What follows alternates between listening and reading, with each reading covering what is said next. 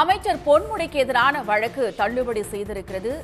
இது தொடர்பான மேலும் விவரங்களை தருகிறார் நமது செய்தியாளர் ரஃபீக் ராஜா. ரஃபீக் ராஜா, வழக்கு தொடர்பான முழு விவரம். நிச்சயமாக மதுரையைச் சேர்ந்த அமிர்தா பாண்டியன் என்பவர் உயர்நீதிமன்ற மதுரை கிளையில் ஒரு பொதுநல வழக்கினை இன்று தாக்கல் செய்திருந்தார்.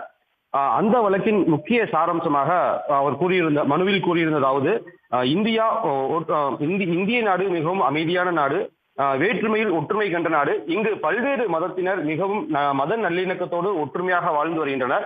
சமீப காலமாக அரசியல் பிரமுகர்கள் மற்றும் சாதிய அமைப்பினர் மேடைகளில் பேசும்போது அநாகரிகமான முறையில் பேசி வருகின்றனர். குறிப்பாக அமைச்சர் பொன்முடி கடந்த வாரம் பேசும்போது ஒரு மத ரீதியான சர்ச்சையை ஏற்படுத்தும் வகையில் பேசியிருந்தார்.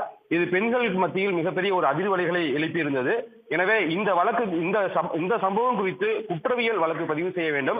இது மட்டுமல்லாமல் அரசியல் பிரமுகர்கள் பேசுவதற்கு ஒரு வழிகாட்டு நெறிமுறைகளை தமிழ்நாடு காவல்துறை தலைவர், அதாவது டிஜிபி ஒரு வழிகாட்டு நெறிமுறைகளை பிறப்பிக்க வேண்டும். இது சம்பந்தமாக உயர்நீதிமன்ற மதுரை கிளை உரிய உத்தரவு பிறப்பிக்க வேண்டும் என்றுதான் மனு தாக்கல் செய்திருந்தார். இந்த மனுதான் சற்று முன்பாக உயர்நீதிமன்ற மதுரை கிளையில் முதன்மை அமர்வான நிஷா பானு, நீதிபதிகள் ஸ்ரீமதி ஆகியோர் அடங்கிய அமர்வில் சற்று முன் விசாரணைக்கு வந்தது.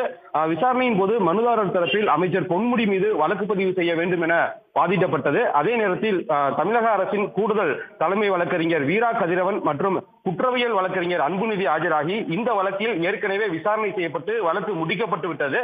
மேலும் உச்சநீதிமன்றம் பல்வேறு வழிகாட்டு நெறிமுறைகளை பிறப்பித்துள்ளது. அதன்படி நீதிமன்றம் நேரடியாக வழக்கு பதிவு செய்ய உத்தரவு பிறப்பிக்க முடியாது. எனவே இந்த மனுவை தள்ளுபடி செய்ய வேண்டும் என வாதிட்டனர். இதனைத் தொடர்ந்துதான் நீதிபதிகள் இந்த வழக்கை பொறுத்தவரை ஏற்கனவே விசாரணை செய்து முடிக்கப்பட்டுள்ளது, எனவே இதில் நாங்கள் எந்த உத்தரவும் நேரடியாக பிறப்பிக்க முடியாது என தெரிவித்தனர். அப்பொழுது மனுதாரர் தரப்பில் கீழமை நீதிமன்றத்தில் முறையிடுவதற்கு எங்களுக்கு அனுமதி தாருங்கள் என கேட்கப்பட்டது. அதையும் நிராகரித்த நீதிபதிகள் இந்த வழக்கை தள்ளுபடி செய்து தற்போது உத்தரவு பிறப்பித்துள்ளனர்.